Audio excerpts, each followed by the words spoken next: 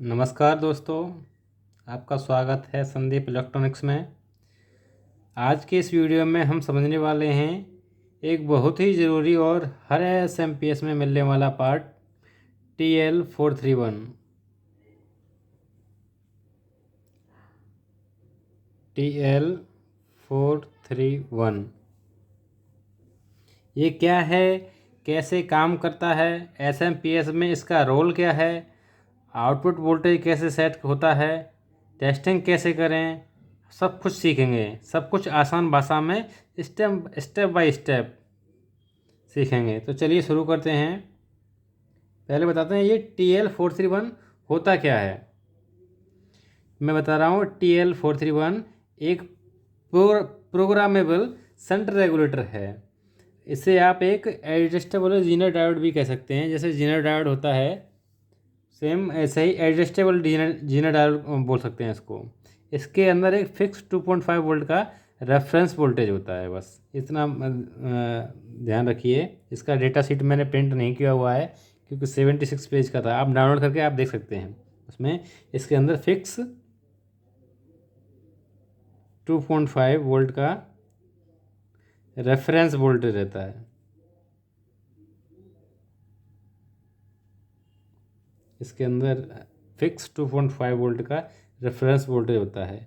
जब output voltage बढ़ता है या घटता है तो TL431 उस बारे में ऑप्टो कपलर को सिग्नल देता है। जैसे मैं आपको सर्किट में दिखा रहा हूँ, देखिए दोस्तों, ये है TL431। जब भी वोल्टेज बढ़ेगा या घटेगा तो उस कंडीशन में ये TL431 ऑप्टो कपलर को सिग्नल देता है। SMPS कंट्रोल IC, फिर ये SMPS कंट्रोल IC है 431 इसको सिग्नल देता है। ये फिर IC को सिग्नल देता है, कंट्रोल करता है। ये सिंपल शब्दों में बोलें तो TL431 आउटपुट वोल्टेज को एक्यूरेट रखने के काम करता है। ठीक है दोस्तों, इतना समझ में आ गया आपको। ये वोल्टेज को ओनली रेगुलेट करने के काम में एकदम एक्यूरेट रखता है। जैसे कोई भी SMPS में वोल्टेज आउटपुट वोल्टेज 12.05 उसमें सेट किया हुआ है तो 12.05 ही रहेगा, कम बढ़ ज़्यादा नहीं होगा। इसका इसका पिन, जो 3 पिन होता है, मैं बताना चाह रहा हूँ इसमें। जैसे इसका ये बना हुआ है, आपको इसका पिन तो कभी नहीं भूलेंगे, मैं आपको आज समझा दूंगा। तो देखिए मैं बता रहा हूँ, ये ऐसा ये हुआ TL431। ये KA431 भी आता है इस मॉडल का, तो उसको कंफ्यूज नहीं होना है। तो इनका बस कंपनी अलग अलग है, काम एक ही है दोनों का। TL431 KA431 दोनों का काम एक ही है।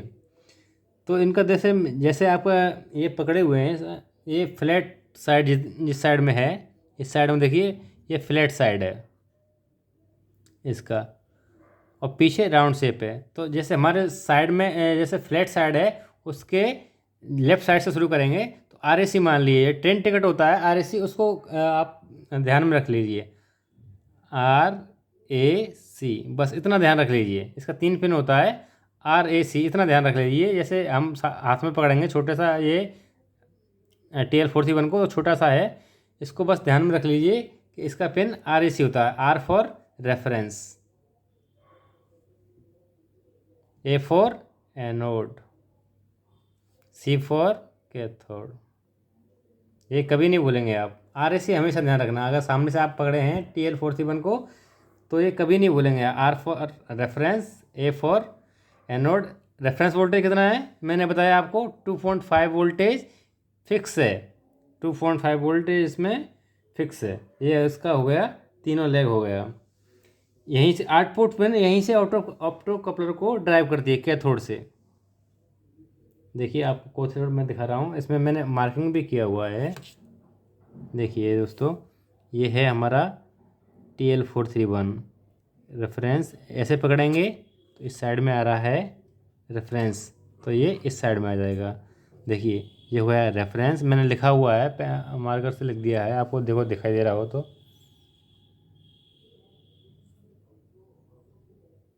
जैसे ये है, ये रेफरेंस है, ये एनोड है, ये कैथोड है। ठीक है, कैथोड वाला ऑप्टो कपलर को ये सिग्नल भेजता है। रेफरेंस वोल्टेज, ये वोल्टेज डिवाइडर लगा हुआ है, देखो मार्किंग किया हुआ है मैंने, ये R1 है, ये R2 है। R2 हमेशा ग्राउंड रहता है, ठीक है, R2 ग्राउंड रहता है। R2 ये है, ये ऐसे करके ये देखिए यहाँ पे ये ग्राउंड हो जाएगा, ठीक है, ये नेगेटिव मिल गया है इसमें। ये R1 है, यहाँ से इसका रेफरेंस वोल्टेज 2.5 वोल्टेज मिलेगा इसमें। अभी देखिए ये कैसे काम करता है ये बता रहा हूँ मैं आपको। TL431 के अंदर 2.5 वोल्ट का रेफरेंस एक एम्पलीफायर होता है और एक ट्रांजिस्टर होता है इसके अंदर। ये छोटे से ये आइटम के TL431 के अंदर बहुत कुछ होता है। इसके अंदर एक ट्रांजिस्टर होता है और एक एम्पलीफायर होता है। आउटपुट में से एक वोल्टेज डिवाइडर बनाया जाता है, जो मैंने अभी बताया आपको, दो रजिस्टर मिला के एक वोल्टेज डिवाइडर बनाया जाता है। जैसे मैं आपको बता दूं, जैसे दो रेजिस्टेंस लगाया, ये ग्राउंड कर दिया हमने, ठीक है, ये होता है R1, ये होता है R2। यहाँ से रेफरेंस वोल्टेज दे दिया जाता है। ये हो गया मान लीजिए जीना डायोड हो गया, ठीक है, ये वाला TL431 हो गया, इसमें से रेफरेंस वोल्टेज ले लिया इसमें, ठीक है, रेफरेंस वोल्टेज ये ले लिया इसमें। तो ये वोल्टेज डिवाइडर दो रेजिस्टेंस को मिलके बनता है। वहीं वह वोल्टेज डिवाइडेड वोल्टेज TL431 के रेफरेंस पिन पर आता है। मैं बता रहा हूँ ये रेफरेंस पिन पर आता है दोस्तों। जैसे ही रेफरेंस पिन पर वोल्टेज 2.5 वोल्ट से ज़्यादा होता है, मैंने बताया 2.5 वोल्टेज फिक्स रहता है। जैसे ही 2.5 से ज़्यादा आएगा TL431 ऑन हो जाता है। कैथोड से करंट फ्लो बढ़ता रहता है। अब ये एनोड और कैथोड है, यहाँ से करंट फ्लो ज़्यादा हो जाएगा।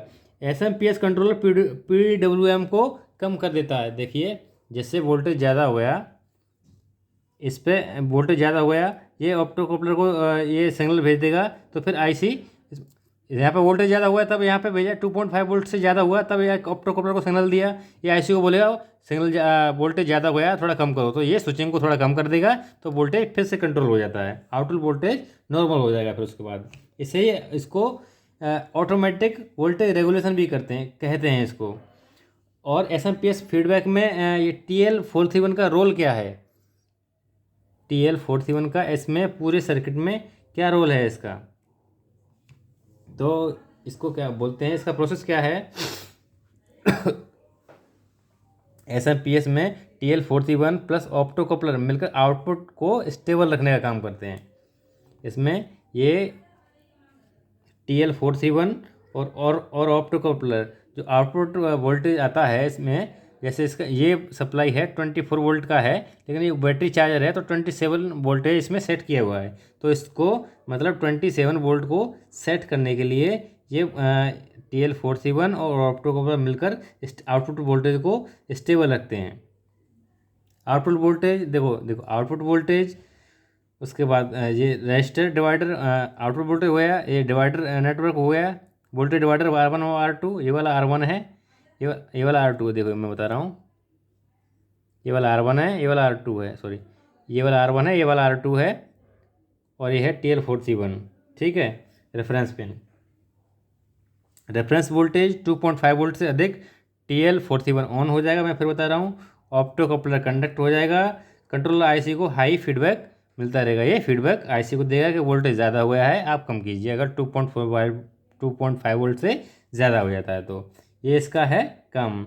ये फिर क्या करेगा, आउटपुट वोल्टेज को रिड्यूस कर देगा, वोल्टेज फिर से नॉर्मल हो जाएगा। ये पूरा जो सिस्टम है ना, output voltage, voltage divider, TL431, opto coupler और IC, पूरा ये इसको हम उसको क्लोज लूप कंट्रोल भी बोल सकते हैं। इसको क्लोज लूप कंट्रोल, इसका एक फार्मूला भी है वोल्टेज आउट को सेट करने का, मैं आपको बता रहा हूँ। इसको जैसे एक फार्मूला है इसका, आप इसको देख के, ओनली इसको देख के, वोल्टेज डिवाइडर को देख के बता सकते हैं कि पावर सप्लाई कितने वोल्ट का है। इसका फार्मूला है, देखिए, voltage out is equal to 2.5 1 plus R1 R2 divide by R2, ठीक है। R1 ये अपर रजिस्टर है, R2 लोअर रजिस्टर है, ठीक है। एग्जाम्पल मान लेते हैं, एग्जाम्पल जैसे R1 मान लीजिए, ये मान लीजिए 5 किलो ओम का लगा हुआ है, 5 किलो। मैं अभी बताऊंगा, ये आप ही लोग बता दोगे कि ये कितने वोल्टेज का सप्लाई है दोस्तों। मैं अभी आपको इसका बस ओनली ये 2 रेजिस्टेंस का वैल्यू बताऊंगा मैं आपको, आप बता दोगे दोस्तों कि कितने वोल्टेज का सप्लाई है। तो मान लीजिए ये 5 किलो ओम का है ये वाला R1 रजिस्टर, और R2 मान लीजिए 2 किलो ओम का है, ठीक है दोस्तों। R1 कितना वैल्यू का हुआ 5 किलो ओम, R2 हुआ 2 किलो ओम का। तो आउटपुट वोल्टेज कितना हो जाएगा 2.5 1 प्लस 5/2, ठीक है दोस्तों। अभी कितना हो जाएगा देखिए, 2.5 1 प्लस ये कितना हो जाएगा 2.5 हो जाएगा। इसको 5 को 2 से डिवाइड करेंगे तो अब ये हो जाएगा 2.5 इंटू ये 2.5 प्लस 1 3.5, और 2.5 और 3.5 को मल्टीप्लाई करेंगे तो ये आ जाएगा 8.75 वोल्ट। अब दोस्तों कहीं भी आप अगर आपके वोल्टेज डिवाइडर में R1 की वैल्यू 5 है और R2 की वैल्यू अगर 2 किलो ओम का है, तो आउटपुट वोल्टेज वो सप्लाई में आपको 8.75 वोल्टेज मिलेंगे। समझ में आ गया दोस्तों। अगर आपका ये R1 का वैल्यू 5 किलो ओम का है और R2 का वैल्यू 2 किलो ओम का है, तो आपको इसमें 8.75 फिक्स वोल्टेज मिलेंगे इसमें आपको, ठीक है दोस्तों। अभी क्या, जैसे अभी मैं इसको बता रहा हूँ, ये मेरे पास जो सप्लाई है वो मैं आपको बता रहा हूँ कितना का है। देखो मल्टीमीटर रखा हुआ, आप लोग खुद बता दोगे कि इसमें, देखो मैंने इसको ओम में डाल दिया, ऑन कर लिया मैंने मल्टीमीटर को, रेजिस्टेंस में डाल दिया है। इसको मैं R1 का वैल्यू देख रहा हूँ, R1 का वैल्यू कितना है।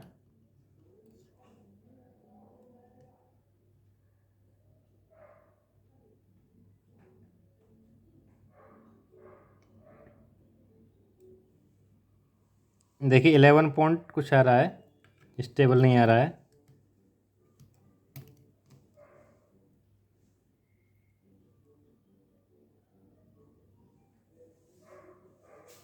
ट्वेल्व किलो ओम का आ रहा है, देखो दोस्तों ये आ रहा है 12 किलो ओम का। R1 का वैल्यू 12 किलो ओम का आ रहा है इस सर्किट में, और R2 का वैल्यू देखिए, R2 का वैल्यू बता रहा हूँ मैं आपको, मल्टीमीटर को रख लेते हैं।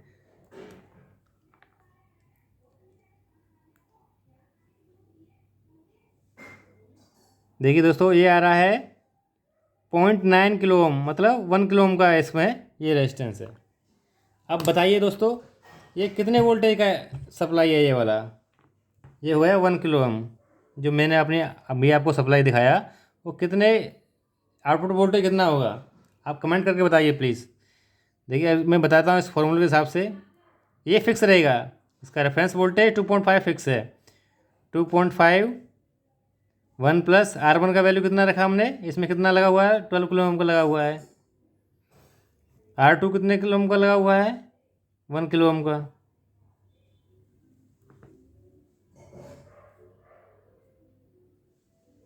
तो 1 तो इसका 1 को डिवाइड 12 को डिवाइड करेंगे 1 से तो 12 ही रह जाएगा। 2.5 1 प्लस 12, तो अभी 2.5 into 13 is equal to 27 voltage आएगा, आप मल्टीप्लाई कर लेना। ये सप्लाई कितने वोल्ट का है दोस्तों, और मैंने पहले ही बताया था ये सप्लाई हमारा 2 बैटरी चार्जर्स का है, 27 वोल्टेज का है ये। तो आप किसी भी अगर आप कोई भी आपके पास सप्लाई है, सिर्फ आपको R1 और R2 का वैल्यू चेक करना है, आप उसमें बता सकते हैं कि कितने वोल्ट का सप्लाई है। यही इसका TL41 का मतलब ये वाला 2.5 वोल्ट फिक्स रहता है। वोल्टेज डिवाइडर से इसको सेट कर दिया जाता है 2.5 वोल्टेज। उससे ज़्यादा अगर वोल्टेज जाता है तो ऑप्टो कपलर को सिग्नल भेजता है। ऑप्टो कपलर फिर आईसी को सिग्नल भेजता है। आईसी इसको कंट्रोल करता है, स्विचिंग कम कर देता है। अगर वोल्टेज यहाँ पर ज़्यादा हो रहा है तो कम हो रहा है तो उसका वोल्टेज बढ़ने लगता है। स्विचिंग ज़्यादा हो, आईसी स्विचिंग ज़्यादा करती है तो वोल्टेज नॉर्मल रहता है। बस आउटपुट वोल्टेज मतलब स्टेबल रहता है, इसके लिए ये आईसी काम करता है। इसका टेस्ट कैसे करते हैं? अगर मल्टीमीटर से हमको टेस्ट करना हो इसको TL41 को, तो कैसे चेक करते हैं इसको? देखिए दोस्तों, निकाल के इसका वैल्यू ऐसे एग्जैक्ट नहीं आएगा, इसको डिशोल्डर करके तब इसका वैल्यू चेक कर सकते हैं। इसको डायोड मोड में डाल लेते हैं, मल्टीमीटर को डायोड मोड में डाल दिया।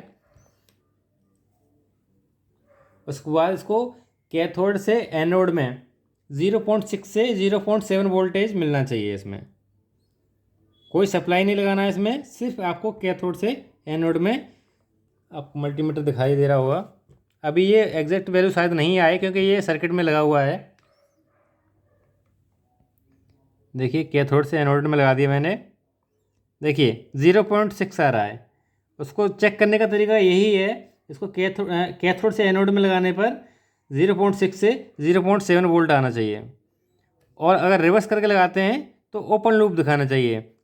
अगर ये सर्किट से बाहर है तभी दिखाएगा ये ओपन लूप, तो क्योंकि अभी सर्किट के अंदर है तो ये पीछे से रेजिस्टेंस मिलता है कुछ, तो उसका वैल्यू एग्जैक्ट नहीं आएगा दोस्तों। देखो इसमें कुछ वैल्यू दिखा रहा है लेकिन ये वाला वैल्यू सही दिखा रहा है। अगर आप इसको निकाल के देखेंगे, डिशोल्डर करके देखेंगे, तो वैल्यू एकदम करेक्ट आएगा इसमें। जैसे ही अब ये हमको ये कहाँ कहाँ इस्तेमाल होता है, मतलब ये TL41 कहाँ कहाँ पर इस्तेमाल होता है? देखो ये SMP फीडबैक में काम आता है। ये जैसे मैंने बताया, इसमें फीडबैक में काम आता है। ये बैटरी चार्जर है, बैटरी चार्जर में काम आता है। LED ड्राइवर होते हैं ना, LED लाइट होती हैं, उसमें जो ड्राइवर होता है उसमें काम आता है LED ड्राइवर में। वोल्टेज रेगुलेशन, इससे जो वोल्टेज रेगुलेट करते हैं, मतलब 12 वोल्ट चाहिए तो 12 वोल्ट ही मिलेगा, 27 वोल्टेज चाहिए तो 27 वोल्टेज मिलेगा। ओवर वोल्टेज प्रोटेक्शन के लिए काम आता है, ओवर वोल्टेज नहीं होगा इससे। ये बहुत बहुत अच्छी सप्लाई है। Power supply circuit, TV, LCD, CCTV सभी में काम आता है। जहाँ मतलब जहाँ भी आप PCB देखेंगे उसमें 100% आपको ये TL41 मिलेगा। जहाँ भी SMP सप्लाई देखेंगे, ये BLDC फैन हो गए, LED ड्राइवर, हर जगह ये मिलेगा। ये ख़राब होने के सिम्टम्स इसके होते हैं SMPS का। अगर ये ख़राब हो गया TL41 तो इसका वोल्टेज कभी स्टेबल नहीं रहेगा। SMP का आउटपुट वोल्टेज बढ़ जाएगा, ऑन ऑफ होने लगेगा, ओवर चार्जिंग कर देने लगेगा बैटरी को, और ये ऑप्टो कपलर को बार बार फेल कर देगा। ये ऑप्टो कपलर लगा हुआ है उसको बार बार फेल कर देगा। आज उम्मीद करता हूँ आपको ये TL41 की यह पूरी जानकारी पसंद आई होगी। अगर आप SMP रिपेयर सीख रहे हैं तो TL41 को समझना बहुत ज़रूरी है, क्योंकि यह पूरा फीडबैक कंट्रोल संभालता है। अगर ये वीडियो अच्छा लगा हो तो लाइक करें, शेयर करें और मेरे चैनल को सब्सक्राइब करें। मिलते हैं अगली वीडियो में। Thank you. जय हिंद।